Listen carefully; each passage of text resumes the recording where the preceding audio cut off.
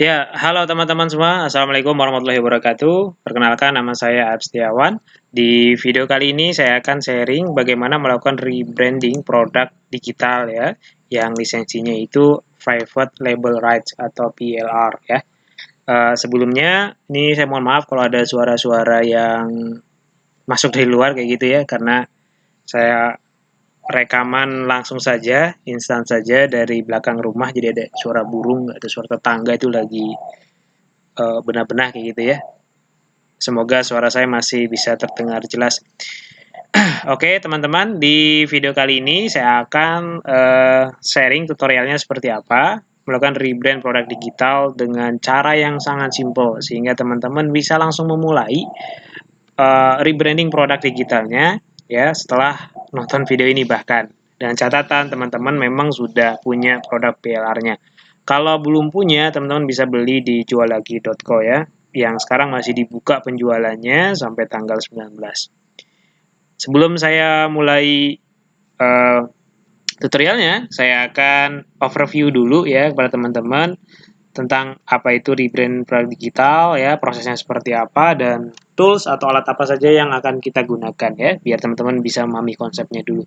Oke, kita mulai saja. Apa itu rebrand ya? Ini rebrand itu sederhana saja, maksudnya adalah kita mengganti gambaran suatu produk ya, dengan cara ganti logonya, ganti namanya, dan juga covernya kayak gitu ya. Sehingga misalnya tadi namanya A, itu setelah teman-teman beli, namanya menjadi B ya. Dan itu bisa diklaim sebagai produk teman-teman kayak gitu. Jadi misal teman-teman beli produk PLR dari juallagi.co, nah produk itu nanti kemudian bisa di rebranding ya, kemudian diklaim menjadi milik teman-teman. Yang tadinya itu sebelumnya milik Mas Aditya Tri, itu bisa diganti dengan milik teman-teman ya, misal nama teman siapa gitu ya, atau nama saya AF kayak gitu ya.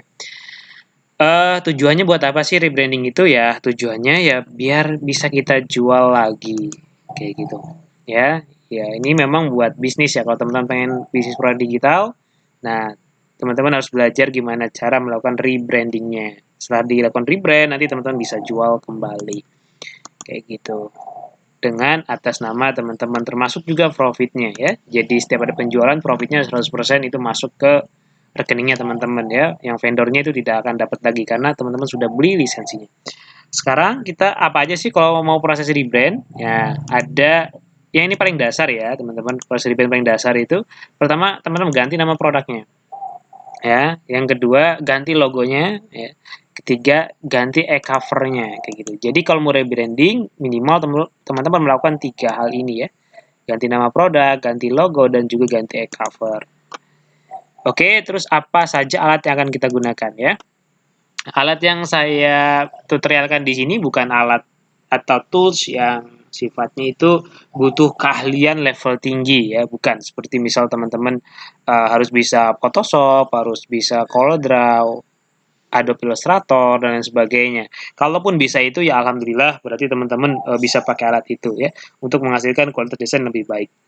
Nah, tapi untuk awalan, untuk pemula, untuk sekedar memulai, ada banyak tools di internet ya yang bisa membantu kita membuat produk digital dengan cepat ya. Dan menurut saya ini sudah lebih dari cukup untuk memulai. Makanya saya bilang di awal tadi, setelah nonton video ini, teman-teman bisa langsung memulai. Dan catatan sudah punya produk PLR-nya dulu ya. Oke, pertama yang kita gunakan adalah canva.com ya.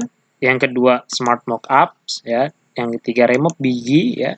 Yang tiga itu Free Fix Stories. Oke, sebelum saya mulai tutorialnya ya, saya akan perkenalkan dulu satu persatu tools ini untuk apa saja ya, biar teman-teman yang mungkin belum familiar nih ya dengan tools yang saya sudah sebutkan tadi bisa kenal lebih jauh dan menggunakannya dengan benar kayak gitu ya. Oke.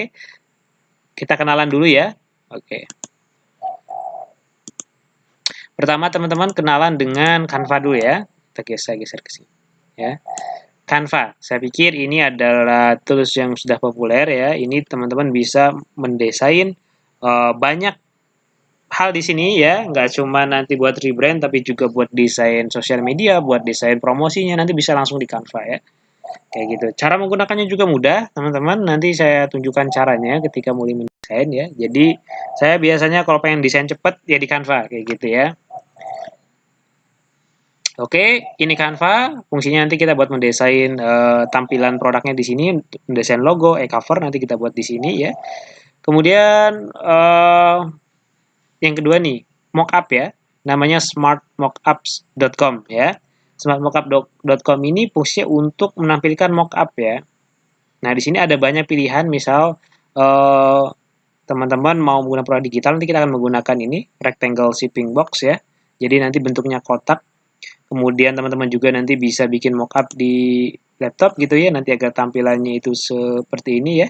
Jadi di sini teman-teman membuat desain poster atau seperti apa, nanti tampilannya akan di sini desain teman-teman. Jadi kelihatan bagus banget kayak gitu ya.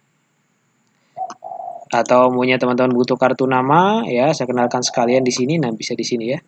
Ini bikinnya gampang banget, sangat gampang kayak gitu. Dulu sebelum ada ini, orang harus mendesain pakai Photoshop atau Corel ya, itu butuh waktu bisa jadi 1 jam atau berapa jam. Tapi dengan adanya Smart Mockup ya, teman-teman cukup bikin desain mockup itu hanya dalam waktu beberapa menit saja.